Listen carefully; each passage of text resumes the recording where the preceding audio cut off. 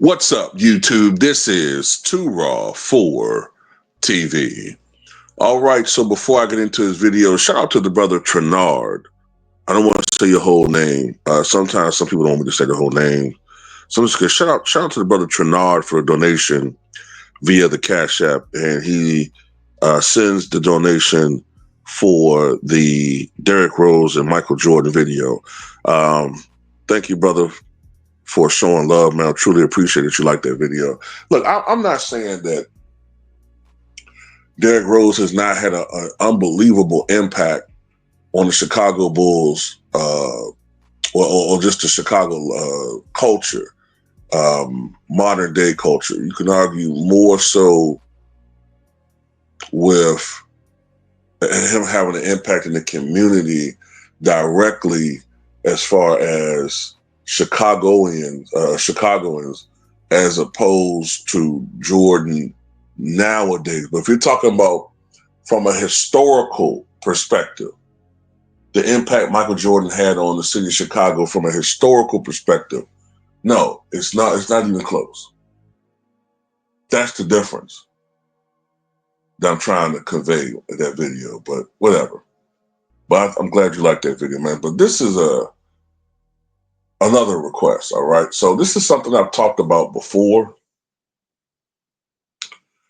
and it has to do with what if Jerry Krause didn't break up the Dynasty? As we all know, Jerry Krause and Phil Jackson, who once had a very close relationship, that relationship deteriorated throughout the 1990s as Phil Jackson became more and more associated with the Chicago Bulls winning, as was the case with Michael Jordan. Jerry Krause, who had an ego the size of Texas, he wanted more credit, which he didn't get. He was painfully insecure in a lot of ways. And also, as the relationship deteriorated, Phil Jackson began to go over Jerry Krause's head more often in dialoguing with Jerry Reinsdorf, which irritated both Krause and Reinsdorf. And, ultimately it led to Jerry Krause telling Phil Jackson, 97, 98 going to be your last year. Supposedly he told Phil Jackson, I don't give a fuck if you go 8-2-0, you're out of here. And that was it. Because they started a domino effect. And the domino effect was, well, if Phil Jackson wasn't going to be the coach of that team, then Michael Jordan wasn't coming back. If Michael Jordan wasn't coming back, then Scottie Pippen and Dennis Rodman weren't coming back. So that broke up the dynasty. So what if Jerry Krause doesn't break the team up? Well, this is the little linchpin in this whole situation. Phil Jackson was seriously getting tired of Jerry Krause, right? So even if Jerry Krause hadn't stated this was Phil Jackson's last year, Phil Jackson was kind of getting burnt out anyway. Phil Jackson was already indicating he wanted to step down as head coach. So that has to be remedied. Michael Jordan wasn't going to play for any other coach at that time. He had bought into Phil Jackson and the triangle offense, something that a decade earlier he was, positively not on board with. He changed his tune as they started winning championships. Michael Jordan only was interested in winning championships at that time. That's the only thing that drove him. Not putting up numbers or stats. It was championships. So if he could talk Phil Jackson into staying, right? Because when you think about it, the 98-99 season wound up being only a 50-game schedule.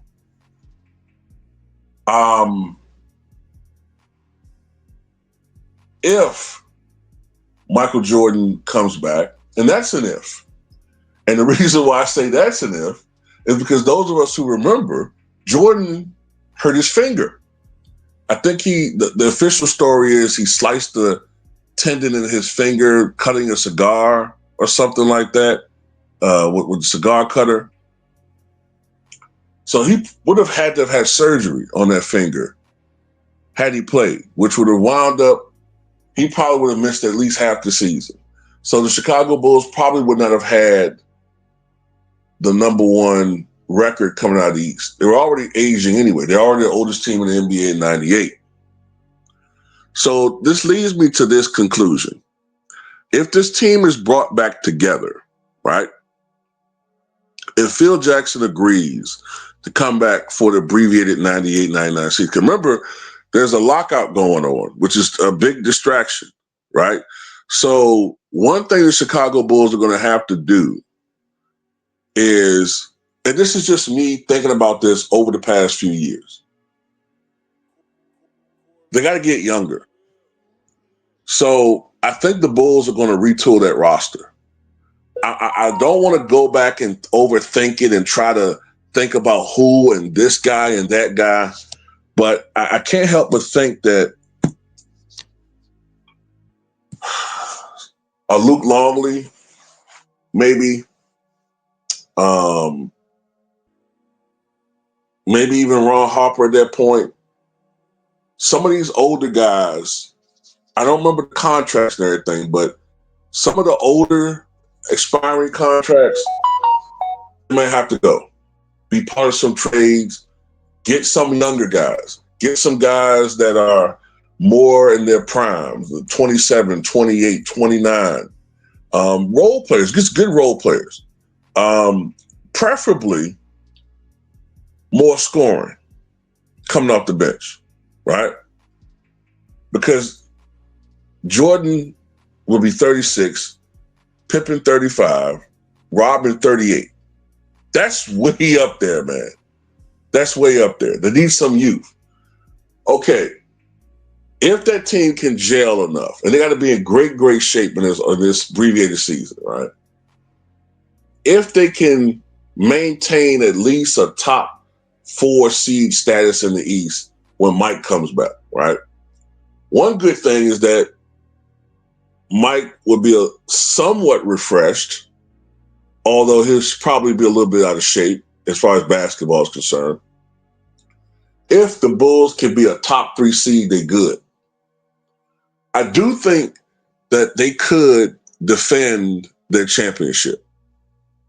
I do think they could defend their championship. Matched up against the Spurs, it's going to be tough. I've said this before. I think it was going to be an ugly series if they played in 99. By ugly, I mean low scoring, low field goal percentages, a lot of block shots. I wouldn't be surprised if Pippen shoot 34% from the floor or some shit. Jordan might shoot 39, 40%. It's going to be an ugly series.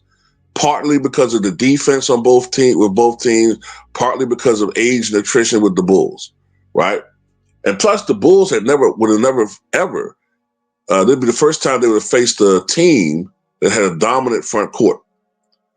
But I do think the Bulls' experience could eke it out in a 6 or 7 game series. I think it could. Because you remember, the Spurs beat the Knicks 4-1, but most of those games were competitive.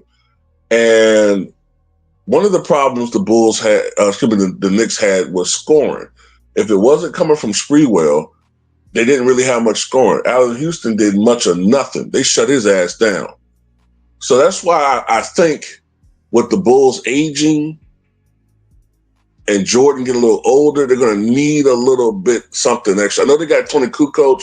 He could step up more offensively, but I think they need another guy, maybe like a power forward coming off the bench that could score. Preferably even like, now I'm thinking about it, maybe even a guy like Rodney Rogers, who's a bit of a matchup problem because of his ability to shoot from outside. Hell, maybe even Derek Coleman. Somebody that can shoot from outside. I think there'll be a matchup problem with that Spurs with the traditional 1-2 punch, dominant low post defenders. But if you got a guy that can shoot from outside, that can be a matchup nightmare, right?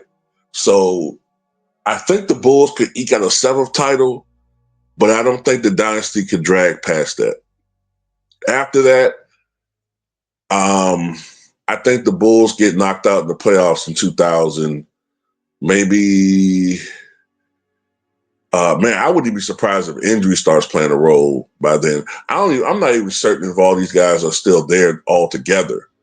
You know what I'm saying? Rodman might retire by 2000 or 99. Pippen, I don't know what's going to happen with that. Remember, Pippen's still having the money issue. So unless he has like a 1-year deal where he's getting paid decent money, he might be gone. I don't know. I don't see the Bulls beating the Kobe Shaq Lakers. I just don't see it. Not by 2000. But that's just how I see it. You know what I'm saying? I think they could have eked out a 7th title. I know Michael Jordan said something to that effect in The Last Dance. But anyway, that's just how I look at that situation, man. Tell me what you guys think.